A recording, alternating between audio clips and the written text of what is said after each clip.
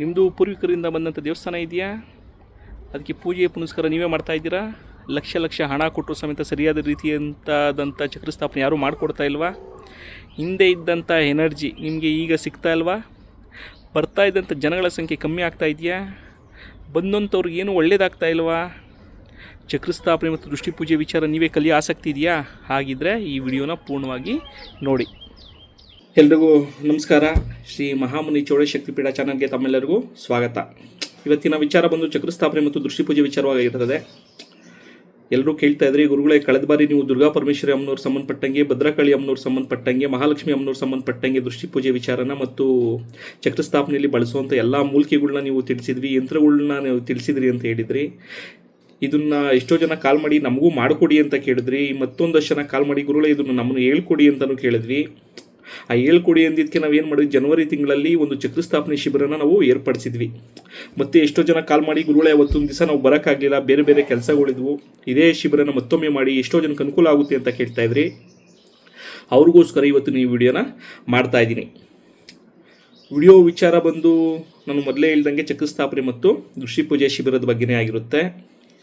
ಮುಂದಿನ ತಿಂಗಳು ಅಂದರೆ ಮಾರ್ಚ್ 21 ಮತ್ತು 22ನೇ ತಾರೀಕು ದೇವತಾ ಮೂರ್ತಿಗಳ ಅಂದರೆ ಉತ್ಸವ ಮೂರ್ತಿಗಳು ಏನು ಮಾಡ್ತೀವಲ್ವ ಅದಕ್ಕೆ ಸಂಬಂಧಪಟ್ಟಂಗೆ ಚಕ್ರ ಸ್ಥಾಪನೆ ಮತ್ತು ದೃಷ್ಟಿ ಪೂಜೆಯನ್ನು ಸಂಬಂಧಿಸಿದ ಪ್ರಯೋಗ ಶಿಬಿರ ಗುರುಗಳು ಇದು ಏನು ಅರ್ಥ ಆಗ್ತಿಲ್ಲ ಅಂತ ಕೇಳ್ಬೋದು. ಪ್ರಯೋಗ ಶಿಬಿರ ಅಂದರೆ ನಿಮ್ಮ ಕಣ್ಣು ಮುಂದೆ ಒಂದು ಅಥವಾ ಎರಡು ದೇವರುಗಳಿಗೆ ಸಂಬಂಧಪಟ್ಟಂಗೆ ನಿಮ್ಮ ಕಣ್ಣು ಮುಂದೆನೇ ಯಾವ ಯಂತ್ರಗಳನ್ನ ಬಳಸಬೇಕು, ಆ ಯಂತ್ರಗಳ ಮುಖೇನ ಯಾವ ರೀತಿ ಅದಕ್ಕೆ ಜೀವ ತುಂಬಬೇಕು ಅನ್ನೋದನ್ನ ನಾವು ತಿಳಿಸ್ಕೊಡ್ತಾ ಇದ್ದೀವಿ. ಕೇಳುವುದು ಗುರುಗಳ ಯಂತ್ರ ಸ್ಥಾಪನೆ ಏನಕ್ಕೆ ಮಾಡ್ಬೋದು ಅಂತ ನೀವು ಕೇಳ್ಬೋದು. ನಮ್ಮ ಅನಾದಿ ಕಾಲದಿಂದನೂ ಮೂರ್ತಿ ಪೂಜೆ ಅನ್ನೋದು ಈ ನಡುವೆ ಬಂದಿರುವಂಥದ್ದು. ನಮ್ಮ 3ನೇ ತಲೆಮಾರಿಂದ ಈ ನಡುವೆ, ಆ 3ನೇ ತಲೆಮಾರಿಗಿಂತ ಹಿಂದೆ ಪೀಳಿಗೆಯಲ್ಲಿ ನಾವು ಯಂತ್ರ ಪೂಜೆನೇ ಮಾಡ್ತಾ ಇದ್ದಂಥದ್ದು. ಯಂತ್ರಗಳ ಆರಾಧನೆಯಿಂದ ನಮ್ಮ ದಿನನಿತ್ಯದ ಸಮಸ್ಯೆಗಳಿಗೆ ಪರಿಹಾರನ ಕಂಡುಕೊಳ್ತಾ ಇದ್ವಿ. ಅದೇ ರೀತಿ ಈಗ ಮೂರ್ತಿ ಪೂಜೆ ಅಂತ ಬಂದಮೇಲೆ ಒಂದು ದೇವಸ್ಥಾನ ಗುಡಿ ಮನೆಗಳಿಗೆ ಹೋಗೋದ್ರಿಂದ ಒಂದು ಮನಸ್ಸಿಗೆ ಶಾಂತಿ ಅನ್ನೋದು, ಒಂದು ಕೆಲಸ ಕಾರ್ಯ ಆಗುವಂಥದ್ದು ನೀವು ಎಲ್ಲ ಕಡೆ ನೋಡಿರ್ತೀರ. ಅಲ್ಲಾಗಬೇಕು ಅಂದರೆ ಶಕ್ತಿ ಸ್ಥಾನ ಬಲವಾಗಿರಬೇಕು. ಶಕ್ತಿ ಸ್ಥಾನ ಅಂದರೆ ಅಲ್ಲಿನ ವಾತಾವರಣ ಆಗಿರ್ಬೋದು, ಅಲ್ಲಿ ಬಂದಂಥ ಜನಗಳಿಗೆ ಕೊಡುವಂಥ ಎನರ್ಜಿ ಆಗಿರ್ಬೋದು, ಸರಿಯಾದ ರೀತಿಯಲ್ಲಾದರೆ ಮಾತ್ರ ಅದಕ್ಕೆ ನಿಮಗೆ ಬಲ ಅನ್ನೋದು ಸಿಗುತ್ತೆ. ಆ ರೀತಿ ಆಗಬೇಕಾದ್ರೆ ತಾವೇನು ಮಾಡಬೇಕು, ಸರಿಯಾದ ರೀತಿಯಂತೆ ಯಂತ್ರ ಸ್ಥಾಪನೆಗಳು ಅಂದರೆ ಆ ದೇವತಾ ಪ್ರತಿಷ್ಠಾಪನೆ ಅನ್ನೋದು ಸರಿಯಾದ ರೀತಿಯಂತೆಲ್ಲ ಆಗಬೇಕು. ಈಗ ಏನಾಗ್ಬಿಟ್ಟಿದೆ, ಅದೆಲ್ಲ ಒಂದು ಬಿಸ್ನೆಸ್ ಆಗಿಬಿಟ್ಟಿದೆ. ಸುಮ್ಮನೆ ಏನೋ ಮಾಡ್ತೀವಿ ಅಂತ ಹೇಳೋದು. ಹಿಂದೆ ಚೆನ್ನಾಗಿ ನಡೀತಾ ಇತ್ತು ಗುರುಗಳು. ಎಷ್ಟೋ ಜನ ನಾನು ಕೇಳ್ತಾರೋ ಪ್ರಶ್ನೆ ಒಂದೇ, ಗುರುಗಳೇ ಹಿಂದೆ ಚೆನ್ನಾಗಿ ನಡೀತಾ ಇತ್ತು, ಅದನ್ನು ಮರುಪ್ರತಿಷ್ಠಾಪನೆ ಮಾಡಿದ್ಮೇಲೆ ಬರುವಂಥ ಜನ ಸಮೇತ ನಿಂತು ಹೋಗಿದ್ದಾರೆ, ಅಂದ್ಕೊಂಡಂಥ ಕೆಲಸ ಕಾರ್ಯಗಳು ನಡೀತಾ ಇಲ್ಲ. 90% ಜನದ ಕಂಪ್ಲೇಂಟ್ಸ್ ಇದೆ. ನಮ್ಮ ಪೂರ್ವಜರು ಮಾಡಬೇಕಾದ್ರೆ ಚೆನ್ನಾಯಿತು, ಮತ್ತೆ ಅದನ್ನು ನಾವೇನು ಮಾಡಿದ್ವಿ, ದೇವಸ್ಥಾನ ದೊಡ್ಡದು ಮಾಡಬೇಕು ಅಂತನೋ ಇಲ್ಲ ದೇವಸ್ಥಾನ ಚಿಕ್ಕದಾಯಿತು ಅಂತನೋ ಅದನ್ನು ಮತ್ತೆ ಕಿತ್ತು ಮತ್ತೆ ಮರುಪ್ರತಿಷ್ಠಾಪನೆ ಮಾಡಿದ್ವಿ. ಮಾಡಿದಂಥ ಸಮಯದಲ್ಲಿ 1-2 ತಿಂಗಳು ಚೆನ್ನಾಗೂ ಇತ್ತು. 1-2 ತಿಂಗಳಾದಮೇಲೆ ಬರ್ತಾ ಅಂತ ಭಕ್ತಾದಿಗಳ ಸಂಖ್ಯೆ ಕಮ್ಮಿ ಆಯಿತು. ಅಲ್ಲಿ ಬಂದಂಥ ಭಕ್ತರು ಕೇಳುವಂತಾರೆ ಏನು ಕೆಲಸ ಕಾರ್ಯ ನಡೀತಾ ಇಲ್ಲ ಅಂತ ಎಷ್ಟೋ ಜನ ಕೇಳ್ತಾ ಇದ್ರಿ. ಅವ್ರಿಗೋಸ್ಕರ ನಾವೇನು ಮಾಡ್ತಾಯಿದ್ವಿ, ದೇವತೆಗಳನ್ನ ಯಾವ ರೀತಿ ಪ್ರತಿಷ್ಠಾಪನೆ ಮಾಡಬೇಕು, ಅದಕ್ಕೆ ಬಳಸುವಂಥ ಯಂತ್ರಗಳು ಯಾವುದು, ಆ ಯಂತ್ರಗಳಿಗೆ ಜೀವ ಯಾವ ರೀತಿ ತುಂಬಬೇಕು, ಯಂತ್ರಗಳಿಗೆ ಪ್ರತಿಯೊಂದು ಯಂತ್ರಗಳು ಶಾಪ ಇದೆ. ಕಾರಣ ಏನು ಅಂದರೆ ಯಂತ್ರಗಳು ದುರುಪಯೋಗ ಆಗಬಾರ್ದು ಅಂತ ನಮ್ಮ ಪೂರ್ವಿಕರ ಶಾಪ ಇದೆ, ಅಂದರೆ ಅಗಸ್ತ್ಯ ಮಹಾಮುನಿಗಳ ಶಾಪ ಇದೆ. ಆ ಶಾಪವನ್ನು ಯಾವ ರೀತಿ ನಿವಾರಣೆ ಮಾಡಬೇಕು, ವನಸ್ಪತಿಗಳನ್ನ ಯಾವ್ಯಾವ ಬಳಸಿದ್ರೆ ಯಂತ್ರಗಳಿಗೆ ಶಕ್ತಿ ಬರುತ್ತೆ. ಯಾಕಂದರೆ ಇವಾಗ ನಮ್ಮ ದೇಹ ಅಂದರೆ ಅದಕ್ಕೆ ಆಹಾರ ಕೊಟ್ಟರೆ ಮಾತ್ರ ಅಲ್ವೇ ನಮಗೂ ಶಕ್ತಿ ಬರೋದು. ಅದೇ ರೀತಿ ಯಂತ್ರಗಳಿಗೆ ಜೀವ ತುಂಬುವಂಥ ವನಮೂಲಿಕೆಗಳಿದೆ. ಅದನ್ನು ಸರಿಯಾದ ರೀತಿಯಲ್ಲಿ ಬಳಸಿದಾಗ ಮಾತ್ರ ಯಂತ್ರಗಳಿಗೆ ಜೀವ ಅನ್ನೋದು ಬರುತ್ತೆ. ಆ ವನಮೂಲಿಕೆಗಳನ್ನ ಯಾವ ರೀತಿ ತರಬೇಕು, ಯಾವ ಸಮಯದಲ್ಲಿ ತರಬೇಕು, ಅದಕ್ಕೆ ಪ್ರಾಣ ಪ್ರತಿಷ್ಠಾಪನೆ ಯಾವ ರೀತಿ ಮಾಡಬೇಕು ಅನ್ನೋದು ಈ ಶಿಬಿರದಲ್ಲಿ ನಾವು ಹೇಳ್ಕೊಡ್ತಾ ಇದ್ದೀವಿ. ಮತ್ತು ಮಂತ್ರಗಳ ಸಿದ್ಧಿ, ಸುಮ್ಮನೆ ಯಂತ್ರ ಬರೆದ್ಬಿಟ್ಟು ಕೆಲಸ ಮಾಡು ಅಂದರೆ ಯಾವ ಯಂತ್ರನೂ ಕೆಲಸ ಮಾಡಲ್ಲ. ಅದಕ್ಕೆ ಸರಿಯಾದ ರೀತಿಯಾದಂಥ ಸಿದ್ಧಿ ನಮ್ಮಲ್ಲಿರಬೇಕು. ಆ ಮಂತ್ರಗಳನ್ನ ಯಾವ ರೀತಿ ಸಿದ್ಧಿ ಮಾಡಬೇಕು, ಯಾವ ಸಮಯದಲ್ಲಿ ಮಾಡಬೇಕು, ಯಾವ ಮಂತ್ರಗಳನ್ನ ಸಿದ್ಧಿ ಮಾಡ್ಕೋಬೇಕು ಅನ್ನೋದಿರುತ್ತೆ. ಮತ್ತು ದೃಷ್ಟಿ ಪೂಜೆ ವಿಚಾರವಾಗಿ ಇವಾಗ ಒಂದು ದೇವ್ರಿಗೆ ಕಣ್ಣು ಕೊಡುವಷ್ಟು ದೊಡ್ಡವ್ರು ನಾವಲ್ಲ. ಆ ದೃಷ್ಟಿನ ನಾವು ನೀಡ್ತೀವಿ ಅಂದಾಗ ನಮ್ಮ ಆತ್ಮಬಲ ತಪೋಬಲ ಜನ ಇದ್ದಾಗ ಮಾತ್ರ ನಾವು ಕೊಡೋಕ್ಕೆ ಸಾಧ್ಯ. ಆ ದೃಷ್ಟಿ ಪೂಜೆ ಕೊಡಬೇಕಾದಾಗ ಯಾವ ಮಂತ್ರವನ್ನು ಹೇಳ್ತಾ ದೇವರಿಗೆ ದೃಷ್ಟಿ ಧಾರಣೆ ಮಾಡಬೇಕು ಅನ್ನೋದ್ರ ಬಗ್ಗೆಯೂ ಈ ತರಗತಿಯಲ್ಲಿ ಕೂಲಂಕುಷವಾಗಿ ನಾವು ಹೇಳ್ಕೊಡ್ತೀವಿ. ಮತ್ತು ಇನ್ನು ಕೇಳ್ಬೋದು, ಗುರುಗಳೇ ಇದು ಎಷ್ಟು ದಿನ ಕ್ಲಾಸ್ ಇರುತ್ತೆ ಅಂತ. ನಾನು ಆಗಲೇ ಹೇಳ್ದಂಗೆ ಮಾರ್ಚ್ 21 ಮತ್ತು 22ನೇ ತಾರೀಕು 2 ದಿವಸ ಬಂದಂಥವ್ರಿಗೆ ಇರುವ ವ್ಯವಸ್ಥೆ ನಮ್ಮದೇ ಆಗಿರುತ್ತೆ. ಊಟದ ವ್ಯವಸ್ಥೆ ಇರುತ್ತೆ, ಕಾಫಿ ಟೀ ವ್ಯವಸ್ಥೆ ಇರುತ್ತೆ. ಮತ್ತು ಬಂದಂಥವ್ರಿಗೆ ಉಳ್ಕೊಳಕ್ಕೆ ಸ್ನಾನದ ವ್ಯವಸ್ಥೆ ಸಮೇತ ನಾವು ಇಲ್ಲಿ ಮಾಡಿರ್ತೀವಿ. 2 ದಿವಸ ಗುರುಗಳು 2 ದಿವಸದಲ್ಲಿ ಕಲಿಬೋದಾ? 2 ದಿವಸದಲ್ಲಿ ಏನೂ ಕಲಿಯೋಕ್ಕಾಗಲ್ಲ. ಪ್ರಯೋಗ ಮಾಡಿದಾಗ ನೀವು ಇಲ್ಲಿಂದ ಕಲ್ತ್ಕೊಂಡು ಹೋಗಿ ಅದನ್ನು ಸಾಧನೆ ಮಾಡಬೇಕು. ಸಾಧನೆ ಇಲ್ದಿದ್ದು ಸುಖ ಸುಮ್ಮನೆ 1 ದಿವಸ 2 ದಿವಸ ಬಂದುಬಿಟ್ಟು ಗುರುಗಳೇ ನಾವು ಮಾಡಿದ್ವಿ ಆಗಲಿಲ್ಲ ಅಂತ ಹೇಳಿದ್ರೆ ಯಾವುದೂ ಆಗಲ್ಲ. 2 ದಿವಸದಲ್ಲಿ ಆಗುವಂಥ ಕೆಲಸನೂ ಅಲ್ಲ ಇದು. ಆದ್ದರಿಂದ ಕಲಿಯಂಥ ಆಸಕ್ತಿ ಇರುವಂಥವ್ರು ಯಾರು ಬೇಕಾನ? ಯಾಕೆಂದರೆ ಎಷ್ಟೋ ಜನ ಇವಾಗ ಏನಾಗ್ತಾಯಿದೆ ಅಂದರೆ ಬೇರೆ ಕಡೆ ಎಲ್ಲ ದುಡ್ಡು ಕೊಡ್ತೀರಾ, ಅವ್ರು 50,000 ಕೇಳು, ಲಕ್ಷ ಕೇಳಿದ್ರೆ ಖರ್ಚಾಗುತ್ತೆ. ನನ್ನ ಖರ್ಚು ಬಗ್ಗೆ ನಾನು ಮಾತಾಡಲ್ಲ. ಖರ್ಚು ಯಾಕಂದರೆ ಒಂದು ದೇವತಾ ಪ್ರತಿಷ್ಠಾಪನೆ ಅಂದಾಗ 50,000 ಆಗುತ್ತೆ, ಲಕ್ಷನೂ ಆಗುತ್ತೆ, 5 ಲಕ್ಷನೂ ಆಗುತ್ತೆ. ಇಲ್ಲ ಅಂತ ಹೇಳ್ತಾ ಇಲ್ಲ. ಅವ್ರು ಕೇಳಿದಂಥ ಅಮೌಂಟ್ ಕೊಟ್ಟಾಗೂ ಸಮೇತ ನಿಮ್ಮನ್ನು ಕಣ್ಮುಂದೆ ಕೂರಿಸ್ಕೊಂಡು ಮಾಡ್ತಾ ಇದ್ದಾರಾ? ಏನೇನು ವಸ್ತುಗಳನ್ನ ಹಾಕ್ತಾಯಿದ್ದೀವಿ, ಏನಕ್ಕೋಸ್ಕರ ಹಾಕ್ತಾಯಿದ್ದೀವಿ, ಯಾವ್ಯಾವ ಯಂತ್ರ ಬರ್ತಿದ್ದಾರೆ ಅಂತ ನಿಮ್ಗೆ ತಿಳಿಸ್ತಾ ಇದ್ದಾರಾ? ಇಲ್ಲ. ಯಂತ್ರಗಳಂತೂ ನಿಮಗೆ ತಿಳಿಸೋದಿಲ್ಲ ಬಿಡಿ. ಕಾರಣ ಏನು ಗೊತ್ತಾ? ಕಳೆದ ಬಾರಿ ನಾವು ಒಂದು ಅಮ್ಮನವ್ರು ಸಂಬಂಧಪಟ್ಟಂಗೆ ಒಂದು ಚಕ್ರ ಸ್ಥಾಪನೆನ ನಾವೇ ಓಪನ್ ಮಾಡಿದ್ವಿ. ಅವರು ಕರ್ತರು ಯಾರಿದ್ರಲ್ಲ ಅವ್ರ ಮುಂದೆನೇ ಓಪನ್ ಮಾಡಿದ್ವಿ.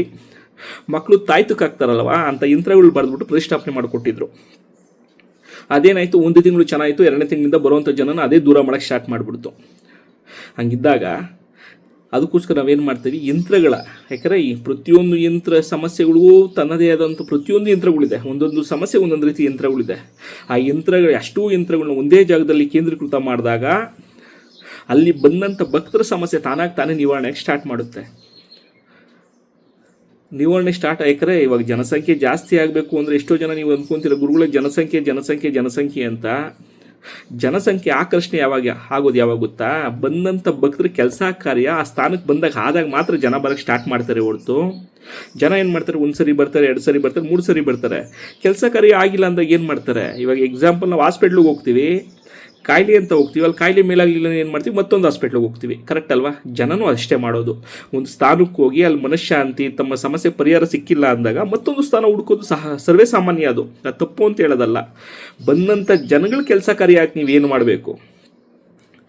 ದೇವತಾ ಮೂರ್ತಿ ಸ್ಥಾಪನೆ ಸರಿಯಾದ ರೀತಿಯಂತಲ್ಲಿ ಆಗಿರಬೇಕು. ಅಲ್ಲಿ ಶಕ್ತಿ ಸ್ಥಾನ ಒಳಗಡೆ ಕಾಲು ಇಡ್ತಿದ್ದಂಗೆ ಎನರ್ಜಿ ಲೆವೆಲ್ ಹೆಂಗಿರಬೇಕು ಅಂದರೆ ಅವ್ನ ಮನಸ್ಸಿಗೆ ಅನಿಸ್ಬೇಕು ಭಕ್ತರಿಗೆ, ನನ್ನ ಕಷ್ಟ ಇವಾಗ ನಿವಾರಣೆ ಆಯಿತು, ಈ ಸ್ಥಾನದಲ್ಲಿ ಅಷ್ಟು ಪಾಸಿಟಿವ್ ಎನರ್ಜಿ ಇದೆ ಅಂತ ಅವ್ರಿಗೆ ಅನಿಸ್ಬೇಕು. ಅಂಥ ಸ್ಥಾನಗಳು ಇವಾಗ ಎಲ್ಲೂ ಕಾಣಿಸ್ತಾ ಇಲ್ಲ. ಪುಣ್ಯಕ್ಷೇತ್ರಗಳಿದೆ ಅಂದರೆ ಅದು ನಮ್ಮ ಪೂರ್ವಿಕರು ತಮ್ಮ ಆತ್ಮಶಕ್ತಿಯಿಂದ ಅಲ್ಲಿ ಸ್ಥಾಪನೆ ಮಾಡಿದಂಥದ್ದನ್ನ ಇವಾಗ ಉಳಿಸ್ಕೊಂಡು ಹೋಗ್ತಾ ಇದೆ, ಯಾರು ಕಳ್ಕೊತಾ ಇಲ್ಲ. ನಾವು ಮಾಡ್ತಾಯಿದ್ದೀವಿ ಇವೇನೋ ದೇವಸ್ಥಾನ ದೊಡ್ಡದು ಮಾಡಬೇಕು ಅಂತನೋ, ಇಲ್ಲ ಜಾಸ್ತಿ ಚಿಕ್ಕದಾಯಿತು ಅಂತನೋ, ಜನಸಂಖ್ಯೆ ಜಾಸ್ತಿ ಆಯಿತು ಅಂತನೋ ಹಳೇ ವಿಗ್ರಹನ ತೆಗೆದು ಹೊಸ ವಿಗ್ರಹ ಇಡಬೇಕು ಅಂತ ನೋಡ್ತೀವಿ, ತೋರ್ಕೈಗೋಸ್ಕರ ಮಾಡ್ಕೊತಾ ಇದ್ವಿ. ಆ ತೆಗಿಯಂಥ ಸಮಯದಲ್ಲಿ ಏನು ಮಾಡ್ತೀವಿ, ಸರಿಯಾದ ಪದ್ಧತಿಲೂ ನಾವು ತೆಗಿತಾ ಇಲ್ಲ. ಹಾಗೇನು ಮಾಡಿ ನಮ್ಮ ಪೂರ್ವಿಕರು ಮಾಡಿದಂಥ ಆತ್ಮಶಕ್ತಿ ಕಮ್ಮಿಯಾಗಿ ಅಲ್ಲಿ ಬರುವಂಥ ಜನಗಳ ಸಂಖ್ಯೆ ತಾನೇ ಕಮ್ಮಿಯಾಗಿ ಸ್ಟಾರ್ಟ್ ಆಗ್ತದೆ. ಆದ್ದರಿಂದ ಕಲಿಯಂಥ ಆಸಕ್ತಿ ಇರೋವಂಥವ್ರಿಗೆ, ಏನು ಚಕ್ರ ಸ್ಥಾಪನೆ ಬಗ್ಗೆ ಕಲಿಬೇಕು ಅಂತ ಯಾರಿಗೆ ಆಸಕ್ತಿ ಇದೆಯಲ್ಲ, ಆಸಕ್ತಿ ಇರೋವಂಥವ್ರು ಮಾರ್ಚ್ 21 ಮತ್ತು 22ನೇ ತಾರೀಕು ಶಿಬಿರದಲ್ಲಿ ಯಾರು ಬೇಕಾದರೂ ಭಾಗವಹಿಸ್ಬೋದು. ಈ ಶಿಬಿರದಲ್ಲಿ ಭಾಗವಹಿಸಬೇಕು ಅಂದರೆ 28,000 ನಾವು ಚಾರ್ಜಸ್ ಮಾಡಿದ್ದೀವಿ. ಕೇಳ್ಬೋದು, ಗುರುಗಳು 28,000 ನಮ್ಗೆ ಜಾಸ್ತಿ ಆಯಿತು, ಯಾಕೆ ಗುರುಗಳು ಅಷ್ಟೊಂದು ಮಾಡಿದ್ರು ಅಂತಲೂ ಕೇಳ್ಬೋದು. ನಾನು ಆಗಲೇ ಹೇಳಿದ್ವಲ್ಲ, ಚಕ್ರ ಸ್ಥಾಪನೆ ಅಂತ ಬಂದಾಗ ನಿಮ್ಮ ಹತ್ರ 50,000 ಲಕ್ಷನೂ ಇಸ್ಕೊತಾರೆ. ನಿಮ್ಗೆ ಏನಾನ ಹೇಳ್ಕೊಡ್ತಾ ಇದ್ದಾರಾ? ಇಲ್ಲ, ಹೇಳ್ಕೊಡ್ತಾ ಇಲ್ಲ. ನಾನು ಇಲ್ಲಿ ಕ್ಲಾಸಲ್ಲಿ ಬರುವಂಥವ್ರೆ ಒಂದು 50ರಿಂದ 60 ರೀತಿ ಯಂತ್ರಗಳನ್ನ ಕೊಡ್ತಾ ಇದ್ದೀನಿ. ನಾನು ಯಂತ್ರ ಬರ್ಕೊಡ್ತೀವಿ ಅಂದರೆ 500 ರೂಪಾಯಿ ಚಾರ್ಜ್ ಮಾಡ್ತೀವಿ ಅಂದರೆ 50 ಯಂತ್ರಕ್ಕೆ ಎಷ್ಟಾಯ್ತು? 25,000 ಅಲ್ಲೇ ಹೊಂಟೋಯ್ತು ನಿಮಗೆ. ನೀವು ಕೊಡುವಂಥ 28,000 ನಿಮಗೆ ಈಗೇನು ಅನಿಸ್ಬೋದು, ದೊಡ್ಡದಾಗಿ ಅನಿಸ್ಬೋದು. ಅಲ್ಲಿ ಕಲಿತ ಮೇಲೆ ನಿಮ್ಮ ದೇವ್ರುಗಳು ನೀವೇ ಮಾಡ್ದು ಅದರಿಂದ ಉಪಯೋಗ ಪಡ್ಕೊಂಡಾಗ ನಾನು ಕೊಟ್ಟಂಥ 28,000 ನನಗೆ ಪ್ರಯೋಜನಕ್ಕೆ ಬಂತು ಅಂತ ನಿಮ್ಗೆ ಅನಿಸುತ್ತೆ. ಅದರಿಂದ ಕಲಿಯೋಕ್ಕೆ ಆಸಕ್ತಿ ಇರುವಂಥವ್ರು ಯಾರು ಬೇಕಾನ ಕಲಿಬೋದು. ಇದೇ ಮಾರ್ಚ್ 21 ಮತ್ತು 22 ಶನಿವಾರ ಭಾನುವಾರದಂದು ಶ್ರೀ ಮಹಾಮುನಿ ಚೌಡೇಶ್ವರಿ ಶಕ್ತಿಪೀಠ ಕ್ಷೇತ್ರದಲ್ಲೇ ದೇವತಾ ಮೂರ್ತಿಗಳ ಚಕ್ರ ಸ್ಥಾಪನೆ ಮತ್ತು ದೃಷ್ಟಿ ಪೂಜೆಗೆ ಸಂಬಂಧಪಟ್ಟಂಗೆ ಸಾಮೂಹಿಕ ಶಿಬಿರನ ನಾವು ಏರ್ಪಡಿಸಿದ್ದೀವಿ. ಏನೇನು ಕಲಿಸ್ತೀವಿ ಅಂತಲೂ ನಾನು ಆಗಲಿಂದ ಹೇಳ್ಕೊಂಡೇ ಬಂದಿದ್ದೀನಿ. ಏನೇ ಡೌಟ್ ಇದ್ರೂ ಕೆಳಗಡೆ ನಮ್ಮ ನಂಬರ್ ಕೊಟ್ಟಿರ್ತೀವಿ, ನಂಬರ್ಗೆ ಕಾಲ್ ಮಾಡಿ. ನಿಮ್ಮ ಕಲಿಯೋಕ್ಕೆ ಆಸಕ್ತಿ ಇದೆಯಾ? ಬರೀ 8,000 ಮಾರ್ಚ್ 10ನೇ ತಾರೀಕು ಒಳಗಡೆ 8,000 ಕೊಟ್ಟು ರಿಜಿಸ್ಟ್ರೇಷನ್ ಮಾಡ್ಕೊಳ್ಳಿ. ಉಳಿಕೆ ಅಮೌಂಟ್ನ ತರಗತಿ ನೀವು ಬಂದಂಥ ದಿವಸ ನೀವು ಕೊಡ್ಬೋದು. ಈಗ 8,000 ಕೊಟ್ಟು ರಿಜಿಸ್ಟ್ರೇಷನ್ ಮಾಡಿಕೊಂಡು ಉಳಿಕೆ ಅಮೌಂಟ್ನ ನೀವು ಬಂದಂಥ ದಿವಸ ಬಂದು ಕೊಡ್ಬೋದು. ಈಗಲೂ ಹೇಳ್ತಾ ಇದ್ದೀವಿ, ಸುಮ್ಮನೆ ಇಲ್ಲಿ ಚಕ್ರ ಸ್ಥಾಪನೆ ಅಂದರೆ ಬೂಟಾಟಿಕೆ ಎಲ್ಲ ಸುಖ ಸುಮ್ಮನೆ ದೇವ್ರನ್ನ ಹಾಡಿಸಿದ್ವಿ, ಕುಣಿಸಿದ್ವಿ, ಏನೋ ಮಚ್ಚಿಕ್ಕದು ಎತ್ಕೊಂಡ್ಬಂದ್ಬಿಟ್ಟು ಅವೆಲ್ಲ ಚಕ್ರ ಸ್ಥಾಪನೆ ಅಂದರೆ ಬಂದಂಥ ಜನಗಳು ಒಳ್ಳೇದಾಗಬೇಕು. ಒಳ್ಳೇದಾಗೋದಕ್ಕೆ ನೀವೇನು ಮಾಡ್ಬೋದು ಅದು ನಾನು ಹೇಳ್ಕೊಡ್ತೀನಿ. ಯಾಕಂದರೆ ಇಲ್ಲಿ ಯಾವುದೇ ರೀತಿ ಮೂಢನಂಬಿಕೆಗೆ ನಾವು ಅವಕಾಶ ಕೊಡೋದೂ ಇಲ್ಲ. ಯಾಕಂದರೆ ಜನ ಬರೋದು ದೇವ್ರು ಏನೋ ಹುಡುಕ್ತು ಅಂತ ಜನ ಬರಲ್ಲ, ಆ ಕ್ಷೇತ್ರಕ್ಕೆ ಬಂದರೆ ನಮ್ಗೆ ಒಳ್ಳೇದಾಗುತ್ತೆ ಅಂತ ಬರುತ್ತೆ. ಬಂದಂಥ ಜನಗಳಿಗೆ ಯಂತ್ರಗಳ ಮುಖೇನ ಯಾವ ರೀತಿ ಒಳ್ಳೇದು ಮಾಡ್ಬೋದು ಅನ್ನೋದನ್ನು ನಾನು ನಿಮಗೆ ಈ ಚಕ್ರ ಸ್ಥಾಪನೆ ಮೂಲಕ ತಿಳಿಸ್ಕೊಡ್ತೀನಿ. ಇಷ್ಟು ಹೇಳ್ತಾ ನಾನು 2 ಮಾತನ್ನ ಮುಗಿಸ್ತಾ ಇದ್ದೀನಿ. ಇದುವರೆಗೂ ನಮ್ಮ ಚಾನಲ್ ಯಾರು ಸಬ್ಸ್ಕ್ರೈಬ್ ಮಾಡ್ಕೊಳ್ಳಿ ಅಂತ ತಿಳಿಸ್ತಾ ನಾನು 2 ಮಾತನ್ನ ಮುಗಿಸ್ತಾ ಇದ್ದೀನಿ. ಎಲ್ಲರಿಗೂ ಒಳ್ಳೇದಾಗಲಿ. ನಮಸ್ಕಾರ.